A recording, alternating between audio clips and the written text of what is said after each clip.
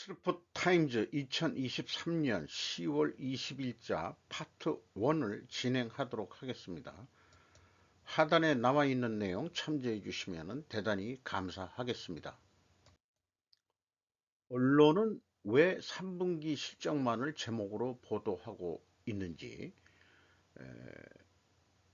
요게 이제 뭐 다른 표현으로 이렇게 제가 표현을 해봤습니다. 오늘 포스코 홀딩스 영업 잠정 실적을 공시했는데요. 100만 원 단위로 제가 편집을 해 봤습니다.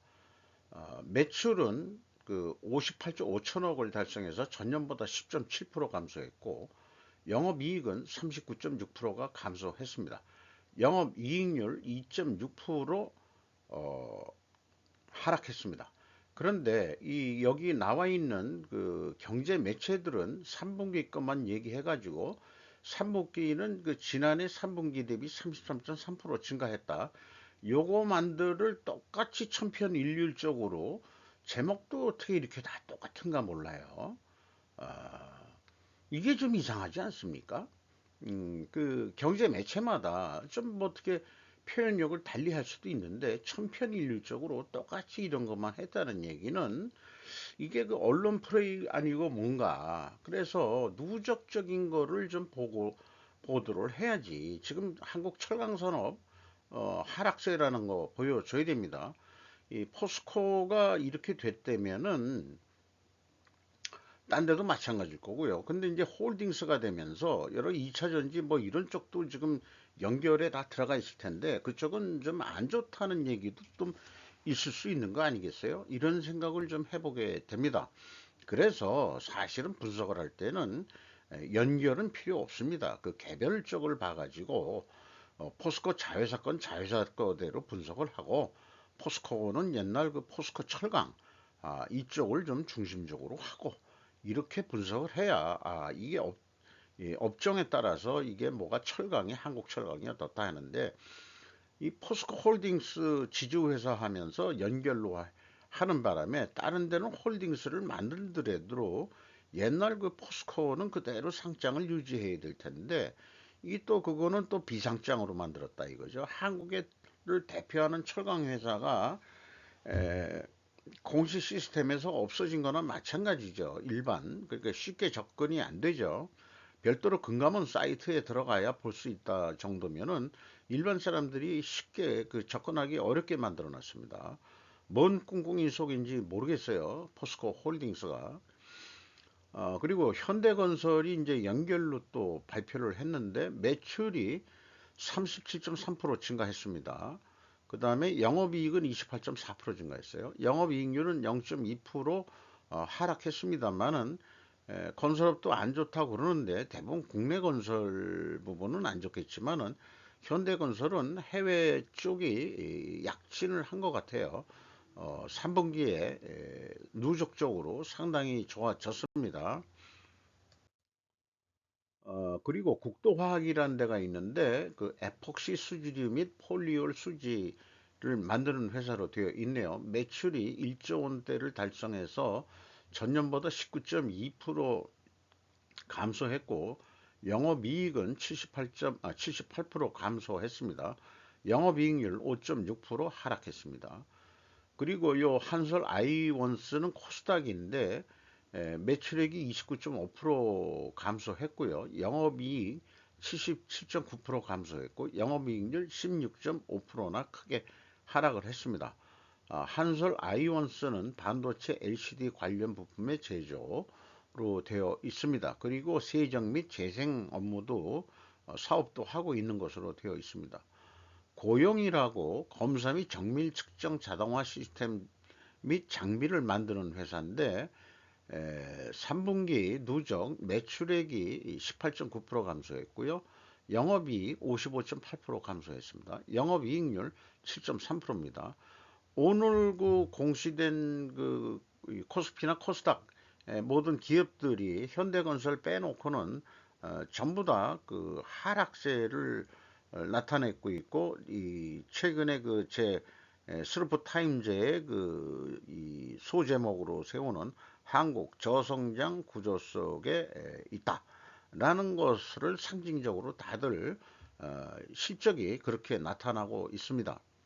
3분기 역시 대부분 그럴 거라고 생각을 하는데, 그 중에서도 우리는 이익을 내는 회사가 어떤 장점이 있어서 이익이 나는지 그런 거를 우리는 그 벤치마킹 해야 되지 않겠냐, 그렇게 생각을 합니다. 그런 데를 3분기 실적이 본격적으로 공시되는 이 11월 달에 11월 초부터 11월 15일 사이에 많이들 하게 돼 있는데, 대부분 그 숙제하냐고 학생 증후군이라고 해서 스튜던트 신드롬이라고 해가지고 대부분 그 마감 하루 전이나 그 당일날 대부분 다들 올리는 그런 학생 애들의 수준을 못 벗어나죠. 미리미리 공시하는 기업들을 못 봤습니다.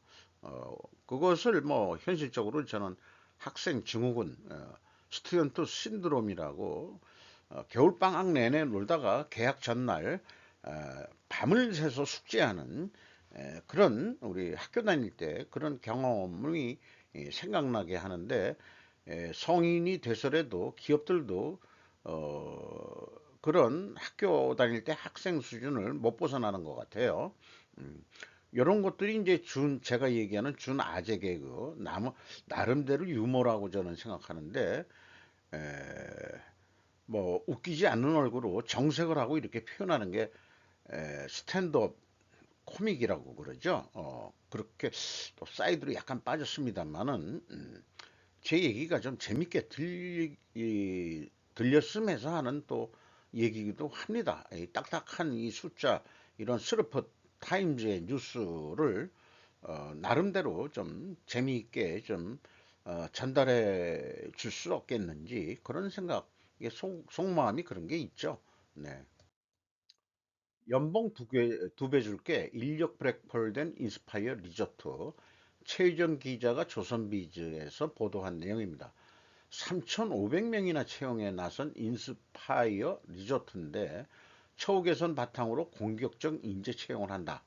인력 유출에 호텔업계 인력난 몸살.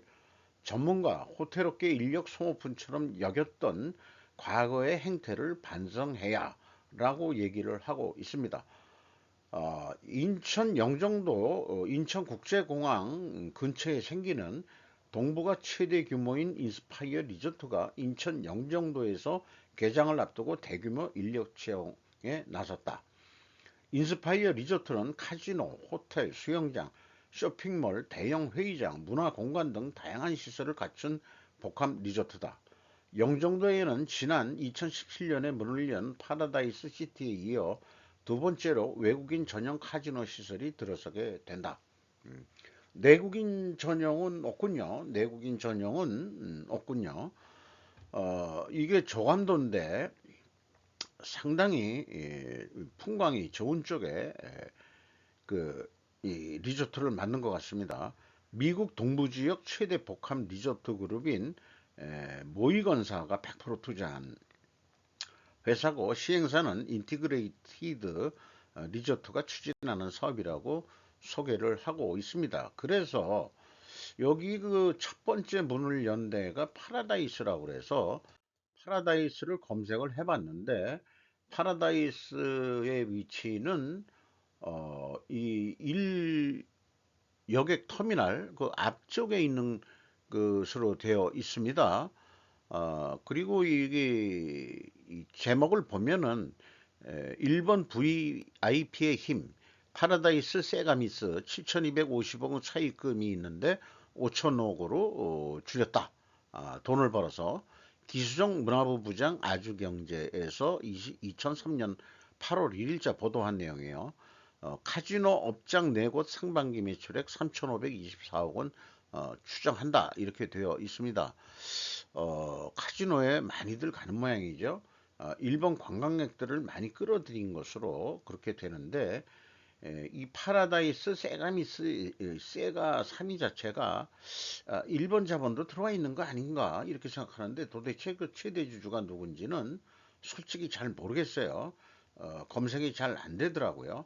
그래서 그 오른쪽은 앞장에 소개한 인스파이어인데 아까 그 저감도는 바다 쪽에서 본 거고 요거는 이제 육지 쪽에서 봤을 때 이렇게 그 저 멀리 또 방파제까지 해서 여기에는 예를 들어서 배들도 들어와 가지고 정박할 수 있는 그런 시설 아니겠는지 그렇게 생각이 들어갑니다. 여기에 이제 뭐 공연장 뭐 이런 게 있어 가지고 케이팝 그 아이돌 가수 뭐 이런 거 공연을 하면은 외국인들이 국내에 들어와서도 서울 시내까지 멀리 안 들어와서도 좀 럭셔리한 그런 시설 속에서 관람을 하고 또 카지노까지 가서 돈 좀 땡겨 주시고 돈 좀 풀고 이런 것까지 이제 생각하는 모양이에요. 이쪽은 확실히 100% 미국 자본이고 그럼 더 나가서 또 있다는 얘기를 저도 들어가지고 4년 가까이 방치된 영전도 미단시티 복합 리조트 무슨 일? 해가지고 김남주 기자 뉴스 1에서 2010일 5일자 보도된 내용입니다. 네 번이나 기한 연장하고도 3년 8개월째 공사 못하는 외국인 카지노 인천 영종도 RFKR 이게 뭐의 약자인지 모르겠습니다. 복합 리조트 장기 방치 건축물에 이름 올렸다. 요거는 중국 프리그룹 자회사가 추진하는 리조트인데 영종도 미단시티 그럼 미단시티가 어디냐 하는 것은 이제 별도로 또 소개하겠습니다. 여기서도 외국인 전용 그 카지노 호텔 컨벤션 센터 공연장 스파 수영장 아까 그 인스파이어하고 그런 똑같은 그런 형태로 하려 그랬는데 이게 왜 진행이 안 되냐 했더니 보니까 그 중국 프리그룹 자회사인데 요게 이제 중국계 인도네시아 부동산 개발 회사 리포와 카지노 운영그룹 미국의 시저스가 합작으로 추진했는데 이 둘이 뭔가 이게 뭐가 안 맞아 떨어졌던 모양이에요. 그리고 우리나라 정치 변동 상황과 이게 무관하지 않은 것으로 얘기들이 되고 있습니다. 지금 반중 정서라든지 이런 거 봐가지고는 여기 얘네들 근데 지금 현재 이 KRF 시저스라는 데가 이제 그 리포 지분을 그 인수를 했는지 누가 인수했는지 모르지만은 에, 그 RFKR이 2016년 리퍼 지분을 매입한 것은 이제 RFKR이군요. KR이 뭐 코리아의 약자인지 어떤지 잘 모르겠습니다만 현재 추가 투자자를 찾고 있다. 그러니까 여기는 솔직히 글쎄요, 그 야당이 집권하면은 다시 돌아갈 것 같은 그런 느낌 같은 느낌이 있네요. 현재 민주당 정권에서 추진됐던 것 같은데 느낌상 어, 좀 잘 안 되는 것 같죠? 속으로 좀 고소하다 하는 생각도 좀 들어가긴 들어갑니다. 그래서 여기 2번으로 되어 있는 첫 번째가 파라다이스고 이번에 이제 개장한다는 데가 이쪽 그 영종도 완전 서편에 있는 어, 그 인스파이어 복합 리조트 파라다이스도 복합 리조트죠. 여기도 마찬가지고 미단시티는 인천공항 들어오기 영종도 이 입구 쪽 오른쪽에 되어 있네요. 여기에 말하자면 주택단지들도 많이 들어와 있는 거로 알고 있는데 여기에서 시작을 했던 모양입니다. 윤 21일에서 25일 사이 사우디 카타르 방문 이재용 정유선 동행 박호키 기자가 조선일보에서 보도를 했습니다. 윤 대통령과 김건희 여사가 21일부터 24일까지 사우디아라비아를 국빈 방문하고 이것은 윤 대통령이 처음이다 국빈 방문은 그리고 삼성전자 이재용 회장과 정의선 현대차그룹 회장이 등 경제사들 단 200여 명을 어, 대동해서 방문한다는 얘기예요. 그리고 사우디 방문에 이어서 24일과 25일 1박 2일인 것 같습니다. 카타르 도하를 방문해서 여기도 역시 한국 대통령으로는 처음 간다. 이렇게 소개를 하고 있습니다. 관련 뉴스들이 윤 대통령 빈살만 왕세자와 통화, 투자 등 협력 강화, 또 빈살만 근거지기 한 것 같다. 2박 3일 정재계 연쇄 투자 미팅, 이런 관련 기사들이 있었습니다. 그리고 카타르에 대해서 좀 자세히 소개를 하고 있는데, 카타르와는 내년 수교 50주년을 앞두고 있고 제2의 LNG 공급 국가로서 이러한 에너지의 안정적 공급에 카타르가 우리나라한테 기여해 왔다라는 식의 소개를 하네요. 이번 방문을 통해 에너지 건설 중심 협력을 투자와 방산, 농업, 문화, 인적 교류 등 전방위로 확대하고 국민이 혜택을 체감할 수 있는 협력 프로그램 등 양국의 전략적 소통도 강화해 나갈 것이라고 했다라고 소개를 했습니다. 그런데 카타르라고 그래가지고 제가 그 이 10월 18일자 텔레그라피 뉴스 내용을 보면은 카타르를 둘러싼 의문점들은 주로 하마스와 하마스의 주요 자금 및 후원자 역할을 하는 이란과의 강한 유대 관계에서 비롯된다. 카타르가 이란과 연계돼 가지고 비롯된다. 의문점들이 이런 표현을 하고 있습니다. 하마스는 카타르의 수도 도하에 본부를 두고 있다는 것도 처음 보도가 됐고 카타르 정부로부터 상당한 자금 지원을 받고 있는 것으로 되어 있습니다. 그래서 지금 그 이스라엘 하마스 전쟁 상태에서 카타르 방문이 적절한 시기인지 좀 의문스럽습니다. 그리고 LNG 공급 2위 국가로 되어 있는데 LNG 공급 1위 국가는 미국이 되어 있는 상태죠. 원래는 카타르였는데 미국이 이렇게 됐다 이게요. 그 세일가스 혁명 때문에. 그리고 그 우크라이나 전쟁 때문에 미국만 사실 돈을 벌고 있죠. 미국산 가스가 지금 유럽에 가고 있고 또 독일이 그 이 러시아 가스 이 막혔죠. 또 노드 스트림인가 그 가스관 폭발했죠. 누가 폭발시켰는지 모르지만 언제든지 범인은 그 사건으로 인해서 돈을 버는 사람이 이 범인일 확률이 높다 하는 것은 합리적 의심이라고 볼 수 있겠습니다. 그래서 그런 측면으로 본다면 지금 이스라엘 하마스 전쟁이 그걸 통해서 돈을 버는 놈이 과연 누구냐? 이거 좀 면밀하게 냉정하게 좀 봐야 될 것 같아요. 이번 카타르에 그 윤 대통령이 가면 카타르 쪽에서 이럴 것 같아요. 미국이 자꾸 가스를 팔아먹어서 우리나라 힘들어 죽겠어. 우리도 당신들하고 협력을 해야 되는데 우리나라 그 카타르 가스 좀 더 좀 사가야 되지 않겠소? 당신네들 민간 기업이 정부가 뭐라고 하기 전에 미리미리들 그 어떻게 그 가스의 성분이 틀린데도 그걸 수입을 해가지고 약간 설비 뭐 이런 거 점화 온도라든지 뭐 이런 여러 가지가 있을 거예요. 성분이 약간씩 틀리면은.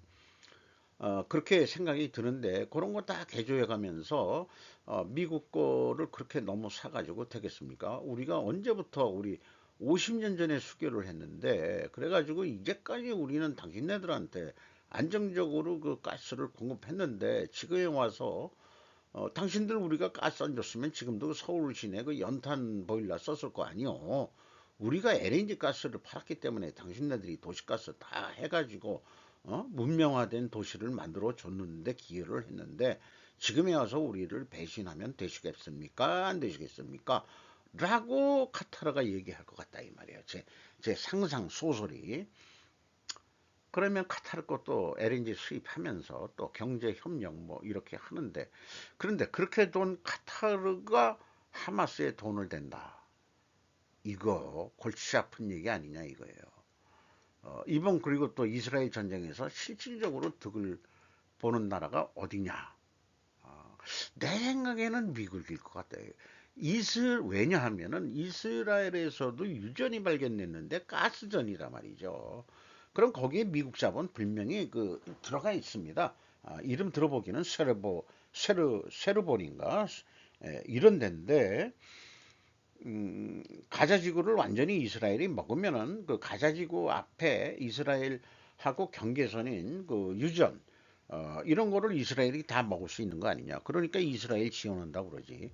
다만 남들의 그 이목에 있으니까 가자지구 팔레스타인들을 지원하겠다 하는 것을 발표를 하는 거 아니냐.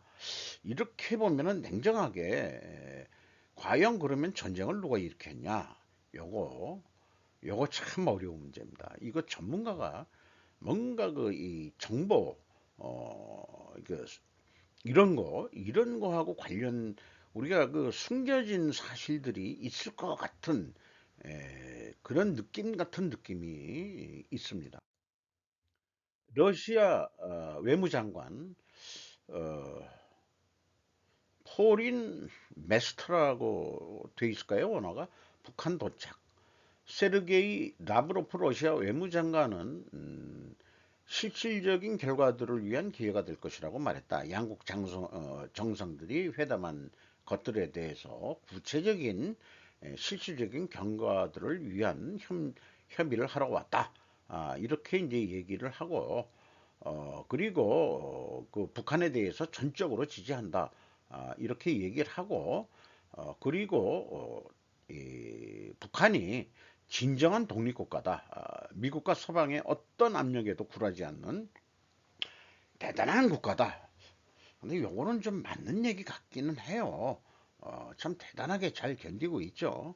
어, 여기에서 이제 같은 민족끼리 이 얘기는 하고 싶진 않아요. 하지만 어쨌든지 참 그렇다 그런 얘기예요.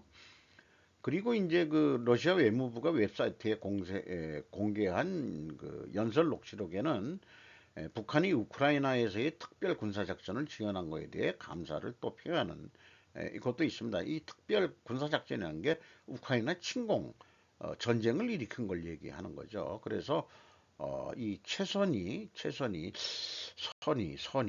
이름 어디서 많이 들어본 우리나라에도 선이라는 이름이 참 많은 것 같은데 만찬을 또 차려놓고 이야기하는 장면이고요.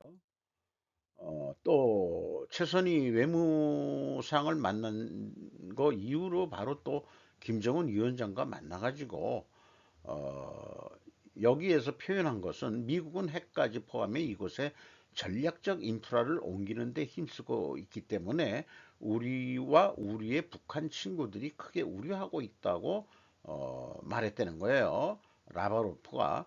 그래서 라바로프는 우리는 이 같은 비건설적이고 위험한 정책을 반대하며 긴장 격화 중단 쪽으로 가야 한다고 덧붙였다. 외교적 표현이네요.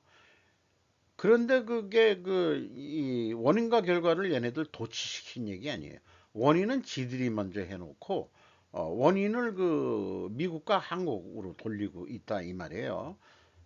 그러니까 이게 서로 입장이 바뀌면은 지들이 다 옳다고 얘기하는 거니까 뭐 그렇게 이해는 합니다만은 바이든은 팔레스타인들에게 1억 달러의 인도주의적 지원을 해 테러범의 통치에 따라 사는 사람이 없도록 하겠다는 제목으로 아일렛세피 인사이더에서 보도를 했습니다. 1억 달러 지원을 한다 이런 얘기고 전쟁 선포 일주일 만에 나온 것이고 그리고 이스라엘은 가져지고 있는 팔레스타인의 100만 명의 철수를 명령했고 공격을 확대할 준비를 하고 있는데 아직 머뭇머뭇거리고 있죠. 또 바이든은 이집트과 국경을 개방해 팔레스타인 민간인들이 이 지역을 떠날 수 있도록 할 것을 이집트에 요구했다는 것도 소개를 하고 있습니다.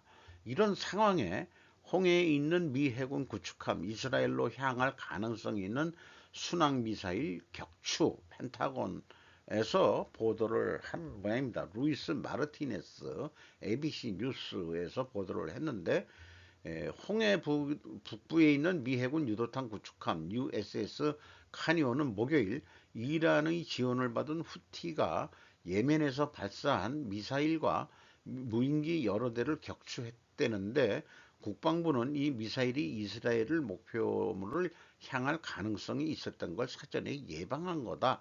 이런 얘기 같습니다.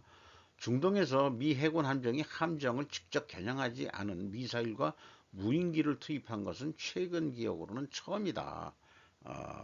이런 것까지 이제 보도가 나왔네요.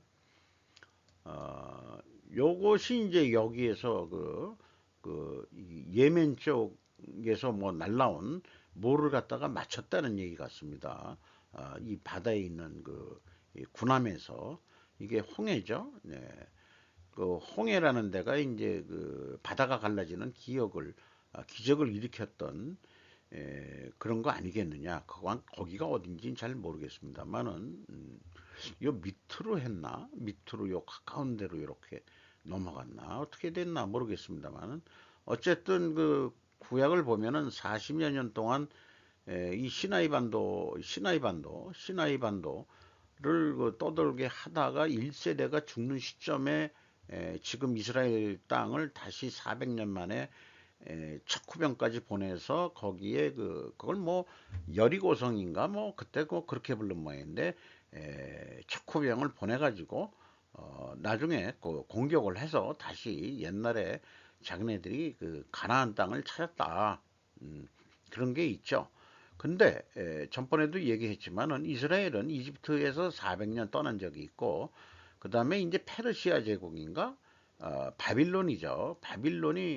바빌론 제국 때 다 끌려가 가지고 노예 생활 그걸 바빌론 유수라고 또 표현을 하더라고요.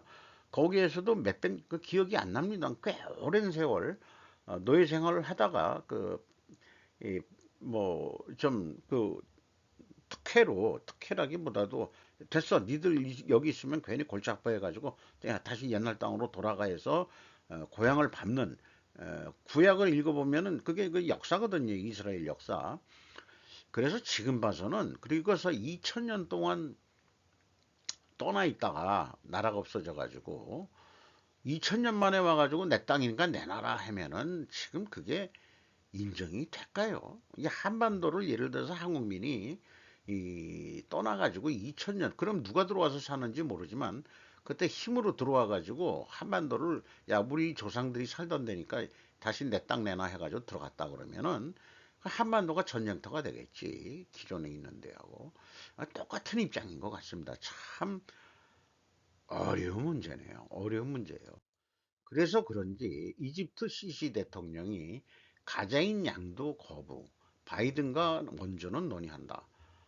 세 명의 그 기자가 전부 다 그 이름들을 부르니까 아랍인들 같아요. 로이터 통신. 에, 장한 시나이로 강제로 이주시키는 것을 거부할 것이라고 얘기를 했고, 또 이 시나이 반도 자체를 하마스의 이 공격 기지로 만들 수는 없다. 그리고 이 저건 뭐 그런 얘기고요.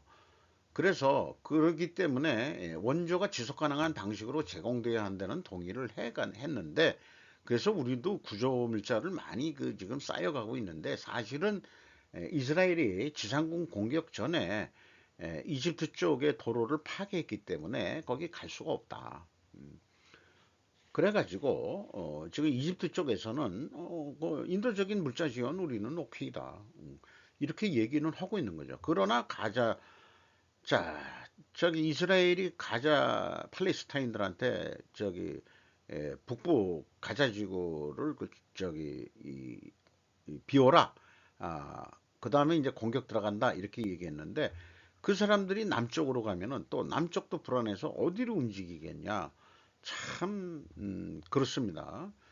어려운 문제입니다. 네, 이런 거 해서 어, 저건 이 이집트 대통령 입장에서는 저기 가자 팔레스타인 받아들일 수는 없고 그러나 뭐 인도적 지원 물자의 공급 루트로는 자기네들이 제공할 수 있다 이런 입장인 것 같습니다.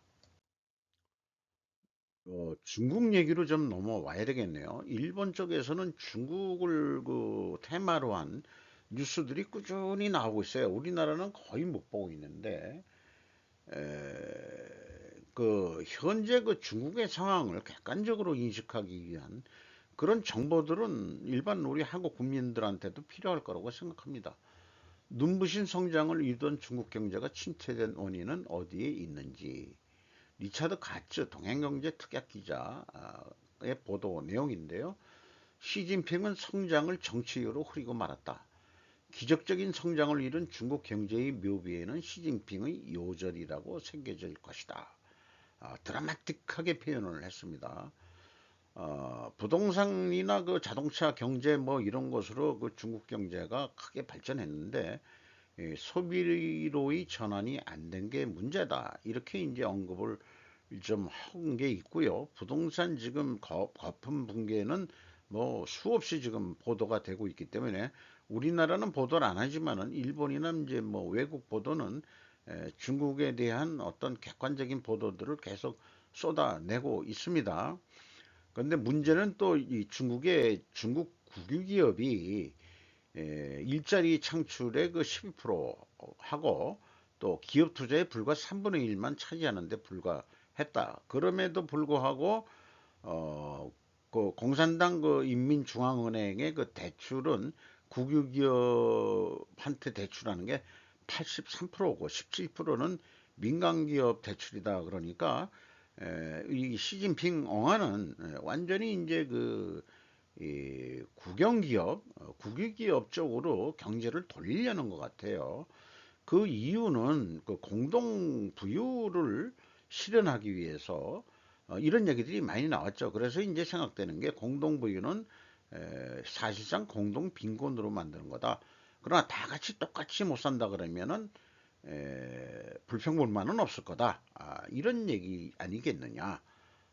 그렇게 생각이 됩니다. 외국계의 힘을 빌린 프로세스는 진행되었지만 외국 그 자본들 들어와서 우리나라도 기업들 그 중국에 많이 들어갔고 일본도 마찬가지로 많이 들어갔고 미국도 많이 들어갔죠. 그래가지고 이 공업화 해가지고 수출을 많이 해먹고 그런 와중에 자연스럽게 기술 이전도 됐고 그렇게 됐는데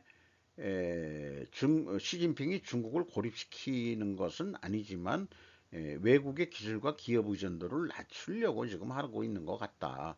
그러니까 스파이법도 개정을 해서 뭐 이 일본 측의 보도 내용이니까 일본 국민이 스파이 혐의로 구속을 되고 뭐 이런 것도 있고 그 다음에 이제 그 국영기업이나 언론기업에 이 중국 그 인민은행이 특혜를 주는 게 어, 특허를 많이 등록한 업체한테 이제 어떤 기업의 세제 우대 조치 이런 거를 하니까 이게 질이 떨어진 그 발명 특허들을 많이 한다. 그러니까 우리나라 기업들이나 어떤 언론 매체는 중국이 이제 세계를 제패한다. 왜냐하면은 특허 건수가 제일 많다. 그리고 무슨 학술 논문이 미국보다 많다. 그래서 중국이 세계 패권 1위 국가가 된다.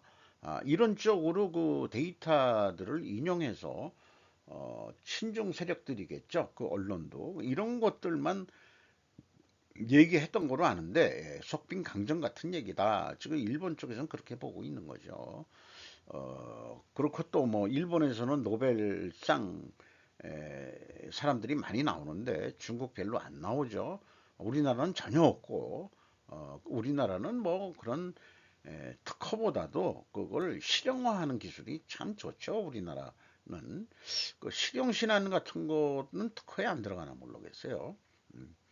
어쨌든 우리는 또 그렇게 또 좀 하고 있는 것 같고 그 노벨상 못 받았다고 뭐 그거를 너무 부각시키는 것도 안 좋은 것 같고 외국계 기업을 박해한 이거 저기 그 스파이 뭐 이런 혐의로 여기서 효율성 척도라는 전체 요소 생산성이라는 용어 설명이 하나 나옵니다.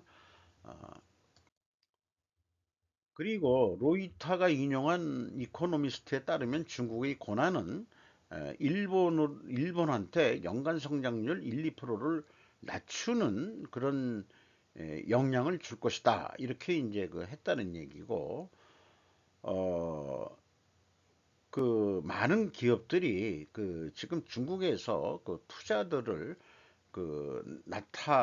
낮추고 있고 그다음에 이제 그 사업 축소들을 하고 있고 이렇다는 얘기입니다. 일본 기업들도 슬슬 그렇게 하고 있는데 우리나라 기업이 뭐 한국으로 다시 돌아왔다는 동 뭐 이런 건 극소수에 불과한 것 같고 어, 어쨌든 한국은 이런 식의 뉴스들을 볼 수 없다는 게 좀 그렇습니다. 중국 자체가 세계 경제 최대 리스크 물음표를 붙였지만은 사실 그렇게 될 것 같다. 한마디로 얘기하면은 여기 아까 소개한 다른 나라들과 함께 비록 비용이 오른다고 해도 중요한 공급원에 다양하게 임하고 있다. 그 광물들 그 수출 제한에 대해서는 여기서 이렇게 소개를 하는 거고요. IMF는 그 대중교육이 크게 떨어지면 국제적으로 세계 GDP의 7%나 감소할 것으로 예측한다. 이는 이 신종 바이러스에 의한 영향보다 더 클 것이다. 이렇게 얘기하고 있는데 정말 그런 세계 경제까지 같이 동시에 낮추는 그걸 위해서라도 미국은 계속해서 중국을 어, 그 옥죄일 거라고 생각을 합니다. 시 주석은 기업 국유화 때문에 항저우 집단 회장을 구속, EV 차의 묘지, 중국 경제의 중심 부동산 자동차 산업의 이변, 뭐 여러 번 유사한 얘기가 나왔습니다. 이것을 그 콘도 다이스케라고 현대비전의 편집장이 질의응답식으로 정리를 한 건데요. 중국이 안고 있는 부동산 거품 문제, 구체적인 내용들은 소개 안 해도 자가 현재 집을 다 지으면은 까놓고 얘기해서 다 입주하면은 34억 명이 들어간답니다. 14억 분이 안 되고 또 인구가 또 주는데 그건 다 이제 유령 도시가 된다는 얘기죠. 그게 이게 머리가 안 돌아가는 친구들인지 어떻게 그렇게 부동산 그렇게 해가지고 했는지 여기도 공동부유 나오죠. 시주석은 공동부유 때문에 많은 기업을 굴겨하고 싶을 것이다. 중국을 지탱하는 EV 산업의 이마. 이마라는 게 일본말의 지금이라는 뜻이 아닌 것 같기도 하고 현재의 상태 뭐 이런 의미인가 아닌가 생각합니다. 어쨌든 뭐 EV 자동차 무슨 택시라고 그러죠? 콜택시 이런 거 할래다가 신종 코로나 때문에 망해가지고 EV 그 차량의 무덤이라고 묘지 이런 그 식으로 이제 돼 있는 것도 있고 중국에서 그런 게 맞죠. 자전거 공유했다가 자전거 저기 묘지 만들어 버리고 뭘 한다고 해서 왕창 그렇게 했다가 왕창 묘지 만들고 이런 거 중국 애들이 잘하는 것 같아요. 어쨌든 그 전기 자동차도 지금 힘들긴 하지만은 나름대로 연산 2천에서 2,500만 대 생산은 안정기로 들어갔다 이렇게 소개를 하고 있습니다. 시진핑 1대1로 무대에 있어서 회복 분위기를 연출하고 그래도 사라지지 않는 3대 경제난제 1대1로 뭐 축하 무슨 그런 이 행사가 있었어요. 별로 우리나라 뉴스에도 나오질 않았고 했지만은 여기에 이 푸틴 대통령이 참석을 했죠.